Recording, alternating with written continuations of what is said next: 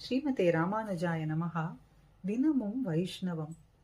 தான் உகந்த ஊரெல்லாம் தனதாள் பாடி என்று திருமங்கையாழ்வாரினுடைய வாக்குப்படி எம்பெருமான் அநேகமாக திவ்ய தேசங்களிலே எழுந்தருளி தன்னுடைய ஆசிரிதர்களுக்கெல்லாம் தன்னை முற்றும் அனுபவிக்கும்படிக்கு எழுந்தருளி இருக்கின்றான்.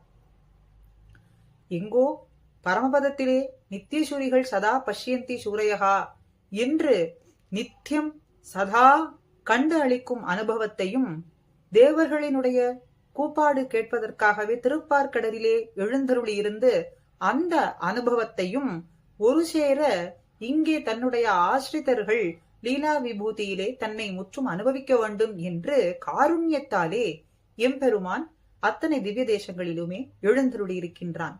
ஆக ஆழ்வார்கள் ஆச்சாரியர்களினுடைய வாக்கு என்னவென்றால், அங்கே எழுந்தருளி இருக்கும் திவ்ய தேச எம்பெருமான்கள் எவ்வளவு ஏற்றமானவையோ அதுபோல அந்த திவ்ய தேச வாசமும் அந்த திவ்ய தேச நாமத்தை சொல்வதும் ஸ்மரிப்பதும் அங்கே எழுந்தருளி இருக்கும் அடியார்களுக்கு நாம் கைங்கரியம் செய்வதும் ஏற்றமேயாகும் என்பதைத்தான் நமக்கு காட்டிக் கொடுக்கிறார்கள். பல திவ்ய தேசங்களுக்கு பல ஆழ்வார்களினுடைய பிரமாணத்தையுமே பார்க்கலாம். உதாரணத்துக்காக திருக்குறுகை குருகாபுரி கஷேத்திரத்திலே அங்கே அடியார்களினுடைய பிரசாதத்தை போனகம் செய்த சேடம்னு சொல்றோமே, அந்த எச்சல் இலையை உண்ட நாய்க்கும் பரமபதம் அளித்தாய் என்று சொல்றது போலேயும், திருவேங்கடத்திலே ஏதேனும் ஆவேனே, குருகாய் பிறப்பேனே, மீனாய் பிறப்பேனே என்னெல்லாம் குலசேகர ஆழ்வாரினுடைய வாக்குப்படியும் அந்த திவ்ய தேச வாசமே, அந்த திவ்ய தேசமே ஏற்றத்தை கொடுக்கும் என்று சந்தேகம் இல்லாத போது அந்த திவ்ய தேச வாசமே நமக்கு பிராபியத்தை பெற்றுக் கொடுக்கும், அதுவே நமக்கு பிராபியத்தை நல்கும்படியாக இருக்கும் என்பதிலே சந்தேகம் இல்லை என்ற இந்த பிரமாணங்களின்படியே ஒரு ஸ்லோகம் ரங்கநாத ஸ்தோத்திரத்திலே ந ஜாத்து தீதாமிருத மூர்ச்சிதானாம் நாகௌஷகாம் நந்தன வாட்டிகாசு ரங்கேஸ்வரா त्वत्पुरम ஆஸ்ரிதானாம் ரத்யாசுனாம் அந்யதமோ பவேயம் அப்படின்னு அத்புதமான ஒரு ஸ்லோகம். ரங்கேஸ்வரா நந்தன வட்டிகாசு பீத அமிர்த மூர்ச்சிதானாம் நா ககௌக்கசாம் அந்யதமஹா ஜாத்து பவேயம் त्वत्पुरम ஆஸ்ரிதானாம் ரக்தியா சுனாம் அந்யதமஹா பவேயம்.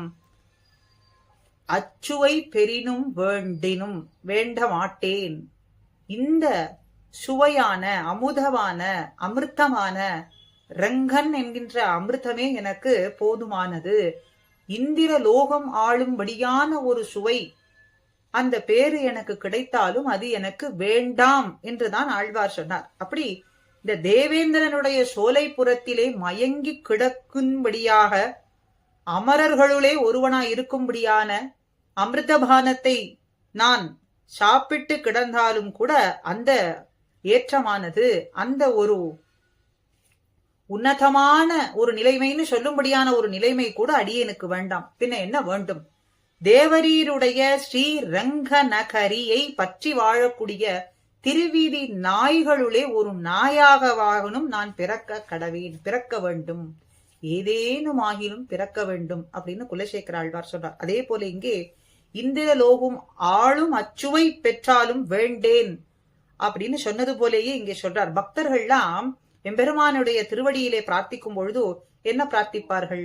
மறுபிறவி நேராதபடிக்கு எம்பெருமானே அடியேனுக்கு தேவரீர் அனுகிரகம் பண்ண வேண்டும், அடியேனுடைய பிரபத்தியை ஏற்றுக்கொள்ள வேண்டும், சர்வலோக சரண்யனான நீ அடியேனுடைய சரணாகதியை ஏற்றுக்கொள்ள வேண்டும் என்னதான் பிரார்த்திப்பார்கள். ஆண்டாளும் என்ன சொன்னாள்?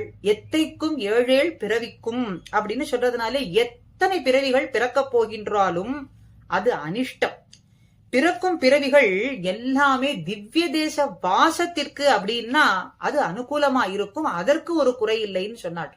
எத்தைக்கும் ஏழேழ் பிறவிக்கும் உந்தன்னோடு உத்தோமே யாவோம். எத்தனை பிறவிகள் எத்தனை யோனிகள்னு சொன்னா அது அனிஷ்டம். அத்தனை பிறவிகளும் திவ்ய தேச வாசம் அப்படின்னு சொன்னால் அது அனுகூலம், அதிலே அதை பெறுவோம் அப்படின்னு சொன்னா அதிலே குறையில்லை அப்படின்னு சொல்றார்கள்.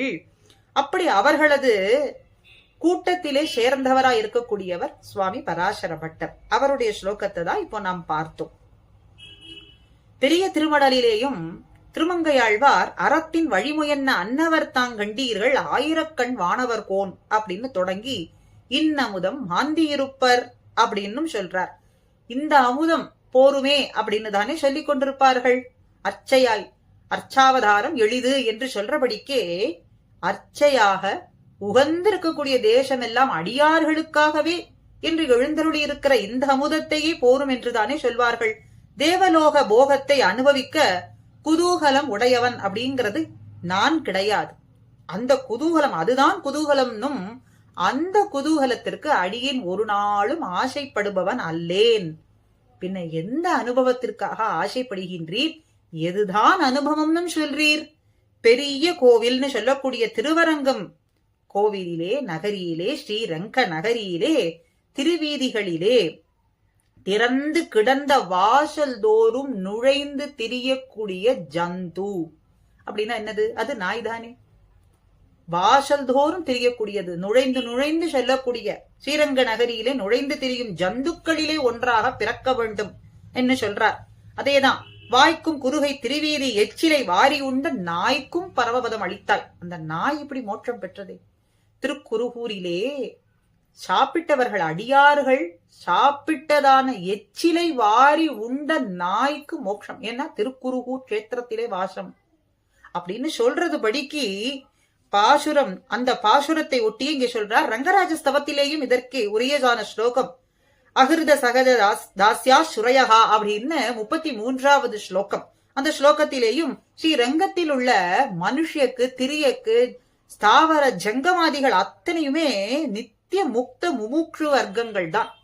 இப்படி திருமலையிலே சொல்றோமோ அத்தனையும் ஒரு எறும்போ ஒரு மரமோ ஒரு செடியோ எதை பார்த்தாலுமே இவர்கள் நித்திய முக்தர்களா நித்திய சூரிகளா என்னென்ன அவதாரங்களாக இங்கே இந்த பிறவியாக எடுத்திருக்கிறார்களோ நித்திய சூரியாக இப்படி முக்தர்களாக பக்தர்களாக எப்படியாகிலும் இவர்கள் இந்த தோற்றத்திலே வந்து இருக்கிறார்களோ அப்படின்னு தோன்றது படிக்கு இங்கே ஸ்ரீரங்கத்திலே இங்கே மனுஷ்ய திரியக்கு ஜங்கம ஸ்தாவரங்கள் எல்லாம் எந்த நித்திய முக்தர்களோ எந்த நித்திய சூரியோ என்று முமுட்சு வர்க்கங்களாகவே தோன்றுவதே அன்றி வேறு ஒன்றும் இல்லை என்றும் அருளி செய்தாரே. அதையுமே இங்கே நாம் ஸ்மரித்துக் கொள்ளலாம். இந்த ஸ்லோகத்துக்கு அதே போல அர்த்தத்தை தரக்கூடியதாக இருக்கு. ஆக இந்த ஸ்லோகங்கள் ரங்கநாத ஸ்தோத்திரம் அப்படின்னு இந்த ஸ்லோகத்திலே 6 ஸ்லோகங்களை எடுத்து அதே அர்த்தத்தை தருவதாக நமக்கு குறிக்கிறார்கள். மேலும் இதற்கு மேல இருக்கக்கூடிய ஸ்லோகங்கள்லாம் முக்த ஸ்லோகங்கள்னு சொல்றோம். இந்த ஸ்லோகத்திலே ரங்கேஸ்வர துவத்புரம் ஆஸ்ரிதானாம் ரத்யாசுனாம் அந்யதமோ பவேயம், எனக்கு வேறு ஒரு அனுபவிக்கும்படியான அனுபாவியம் போக்கியமான அனுபவம் அப்படின்னு சொல்லும்படியான வேறு ஒரு கைங்கேயமோ வேறு ஒரு தேசவாசமோ வேறு ஒரு இதுதான் நிரந்தரமான போக்கியம்னு சொல்லும்படியான போக்கியம் எனக்கு ஒன்றுமே வேண்டாம். அப்படி பிறவிகள் தோறும் பிறந்து பிறந்து இந்த விஷயாந்தரங்களிலே அனுபவிக்கும்படியான ஒரு போக்கியமோ அல்லது பரமபதத்திலே நித்தியமாக கிடைக்கக்கூடியதான கைங்கரிய போக்கியமோ அடியேன் அதற்கு ஒரு காலம் ஆசைப்படவில்லை. அடியேனுடைய அபேட்சிதம் அது கிடையாது.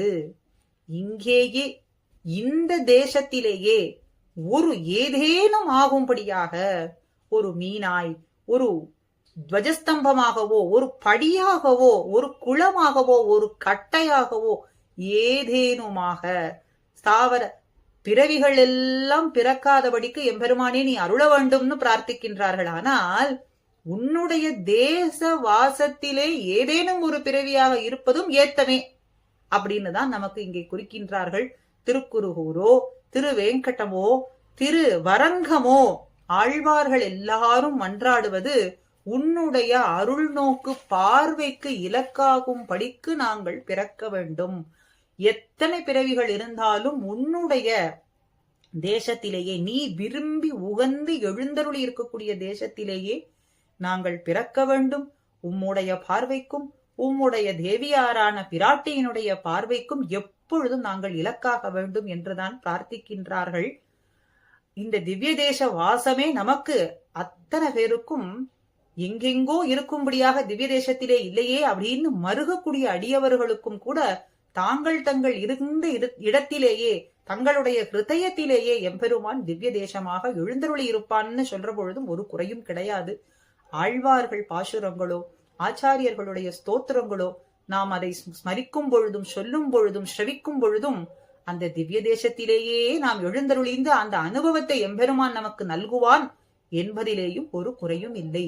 ஆக திவ்ய தேச வாசத்திற்கேயே ஆச்சாரியர்கள் ஆழ்வார்கள் எல்லாரும் ஆசைப்பட்டார்கள் அப்படிங்கிறதுக்கு ஆழ்வார்கள் பாசுரப்படியும் இந்த சுவாமி பராசர பட்டரினுடைய வாக்குப்படியும் இன்று அனுபவித்தோம். மேற்கொண்டு பல அனுபவங்களை கூடியிருந்து அனுபவிப்போம். ஸ்ரீமதே ராமானுஜாய் நமஹா.